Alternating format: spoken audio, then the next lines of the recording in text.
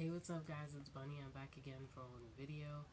I've been doing Letters to My Ex, so this is Letters to My Ex Part 10.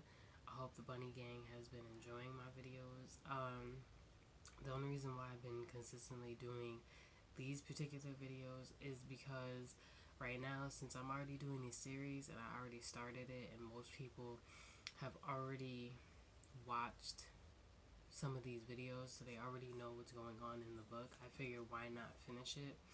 And if you guys have any suggestions of possible videos that are either similar to what I'm doing or something, new or different, comment down below, reach out to me on my social media, and I'm gonna get right into it. So we left off at chapter 5 saying, I can run, but I can't hide. It's been a couple months since I've left Montreal, and the last minute that I did, I felt myself breathing better. Being in Toronto has given me fresh air. Not anything or anyone I see reminds me of you. That was until tonight. Tonight I couldn't escape you. And as much as I didn't want to cry, I did. Every tear I shed because of you makes me so mad. I don't think you understand. I'm so fucking desperately want to get rid of these fucking feelings already. They're annoying. They pop up whenever they want without warning, and it's like, why? Why are they still here? I was out for dinner with the girls, and after the waiter took our empty plates away, we were left with 2 bottles of wine, and when we had to finish, so we drank, and we ended up talking about the one thing that most of us women start talking about after a couple of drinks: men. See, my girl Jazzy just got out of a 7-year relationship, and she was explaining her story, how it was hard, how long it took her to wake up and realize that the man that she loved was hurting her more than he was loving her, and why she stayed for so long, even after she had woken up. I was already on my 3rd glass of wine, and her story was making me think of my own. I excused myself, went to the bathroom, sat in the stall, and cried. While I was in there crying and not giving a flying fuck about the perfectly winged eyeliner that I was ruining, I got to thinking about why I stayed with you for so long. And well, here's my truth. I stayed with you for so long and throughout the bullshit because I was torn between not giving up on the person I loved and coming to terms with the fact that the person I loved no longer existed inside of the body that I was staring at every day. And I don't give a fuck what anyone says. That's really difficult and painful to wrap your brain around. It takes a while to believe. See, the end of the story is never the same as the beginning. And in the beginning, everything was fucking perfect, which is why I fell so deeply in love with you, as I did. After working through the baby news, and initially things between us were fine, and I'll never deny that.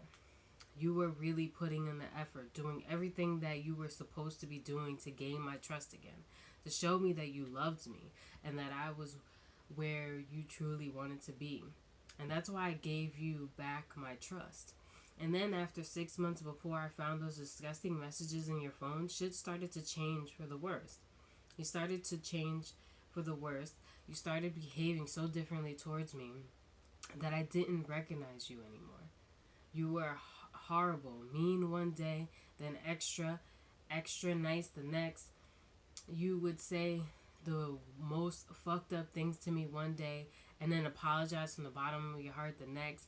It's like you were my cause and my cure. And I took it because I thought that maybe you were acting out due to stress.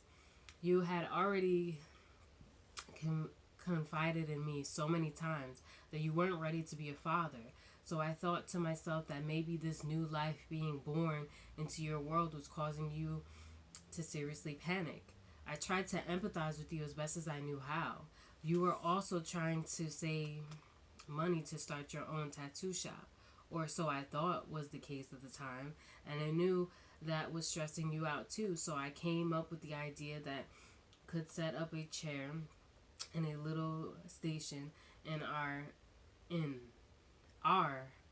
parentheses my apartment to make extra money on the side by having people come to you when the actual shop you were working on at was closed. And you did that. And that was going great for you. But it was like the more I did to try to make you happy, the colder and colder you became with me. And still, I thugged it out. I remember saying to myself 1,000 times, let me just stick by my man and help him through whatever it is that has him losing his fucking mind. Let me just chill. Why? Because you don't give up on the people that you love, right? As if you were going through and something crazy and stressful. I wouldn't want you to give up on me. So I thugged it out. But again, the more I showed you that I was there for you, every possible, in every way possible, the harder you would throw me initial blows to the gut. The worse you started speaking to me, the more you started disrespecting the entire shit out of me, the more you made me cry every fucking day. Eventually, I found myself at the point where I was genuinely confused. I remember asking myself questions like, did the man that I fall in love with die? And someone new is operating his body now? Where's the man that I fell in love with? I swear to God, I would search your eyes over and over again trying to find him. And then one day it just hit me. My man was gone. Physically, you were still there. Same voice, same scent that I loved so much. Same laugh, same walk, same everything on the outside. But the man that I knew on the inside was gone. Worse than that, I didn't even get to say goodbye. I guess a huge part of me was just trying to wrap my mind around the fact that there would be no funeral for the man that I loved. And while his body was still walking around town like normal for everyone to see, I was going to have to grieve for him anyway. And alone. Pretty fucked up when you really think about it. So in case you were wondering why I stayed, well, now you know. And here's the little quote at the end. If only he knew just how many nights I would close my eyes and pray to unlove him. If only he knew. And the next chapter is Here We Go Again. Actually, that's actually really short, so I might actually read that because Here We Go Again is really, really short. It's like 2 pages, so I might add that into this because it's not really that long. And I think I might end it there because the next one is a little bit longer than that, only because of how short it is. So you guys are getting a little extra. Here we go again. It's been a little over a year, and it's crazy because even though I feel like being in a whole new city did do me some good, I also feel like a part of me is still wandering, and God forgive me.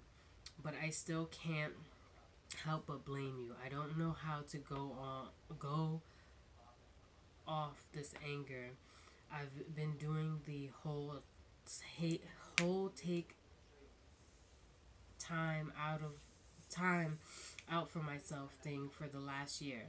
I was positive that getting away would be the key to it all, that it would free me, that it would discover a fresh and new me, and that when I would finally come back, I'd be stronger than ever. For the most part, leaving did free me in some way, but now I'm back here, back home in this city, as if I'm right back at square one. I drove past over old places today, and I had to pull my car over to the side of the road because a flood of fucking tears poured out of me without warning. I was so mad at myself. I'm still mad at myself. I just want to be over you already. That's all I want. This is stupid. I feel stupid. Why am I still having random emotional breakdowns over a man who's probably somewhere laid up with a new chick, getting his dick sucked as usual and not thinking about me at all? And why does even the thought of that still bother my soul? Why? This is so fucking stupid. So here's the next little quote. Wait, hold up. Did I read the... Oh yeah, I did read the little quote in front. See, look. I never did 2 chapters in one, so that's why I was like a little confused if I read the little quote. But here's the other little quote before the next chapter. You'll know that you're really over him if you can hear his voice, see his face, or hear someone say his name without it changing your entire mood.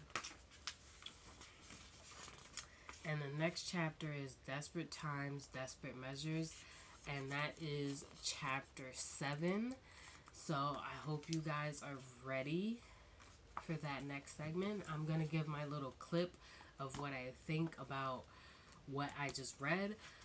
For the chapter prior to that, about why you stayed so long, I can so relate to that because when I was with my ex, you know, he was like that. He was like on bipolar or whatever his issue was. I don't even know.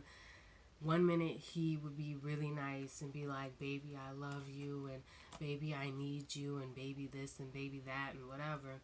And then he'd be like, you're a fucking bitch, you're a bird, you're this, you're that. You know, you can't do this, you suck at this, and blah, blah, blah. And then the next day he'd call me apologizing from the bottom of his heart or whatever he claims. And it would be like a back and forth thing constantly. And there was times where I used to mention to him, sometimes apologizing isn't going to fix anything if you keep doing the same thing.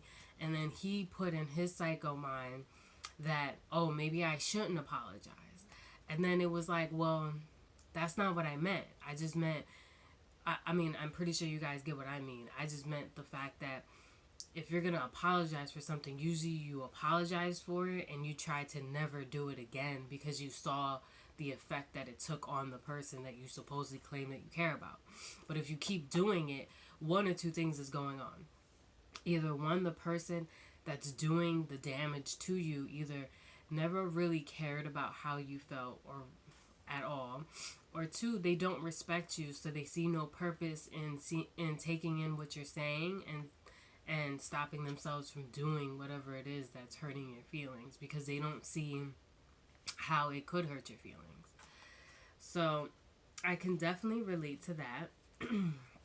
And then the whole with the getting over the person and stuff, you know, I kind of relate to it because in a way I kind of lingered on with the relationship when I first decided to walk away, but then in another aspect I was trying to distance myself, and it was kind of hard because in her situation she like left, went to a whole nother city, and then she decided to come back and everything just came flowing back. So with that, you know, I totally agree with the little quote in the front. Like, how you know you're truly over someone is that you can hear their name and you can hear their voice and you can physically see them or whatever the case may be, and you know you're just like over it. You're just like whatever. And I was like trying to do that, and what made it hard for me to be able to do that, it wasn't so much that I didn't want to do that or that I wasn't ready to do that, because I had said to myself, because what used to happen with me, I don't know about her with her relationship in this book, but what used to happen to me is we'd have our crazy like arguments, and then he'd be like, fuck you, I'm done with you, I want nothing to do with you anyway, I can do better than you, and blah blah blah, and whatever the fuck he would say. And then when I would show him signs that I wasn't trying to argue back anymore, and then I was getting exhausted of this back and forth or whatever, he'd call me back and say like, oh, I didn't mean that, or oh, like, we didn't break up, and change your relationship status on some psycho shit, like on some straight up psycho fucking shit. And you know, and then one day I said to myself, what the fuck am I doing? Because this man is never going to let me leave. I'm fucking miserable as shit. You know what I'm saying? I'm contemplating, you know, if I even have my sanity left. Let me walk the fuck out, because he's not going to let me leave. And that's when even though it was hard at first, because he kept trying to act like we were together, and I didn't know how to like go about it, because since he acted so crazy when we were together, I didn't know if his mind could process the fact that someone didn't want to be with him or couldn't stand being around him.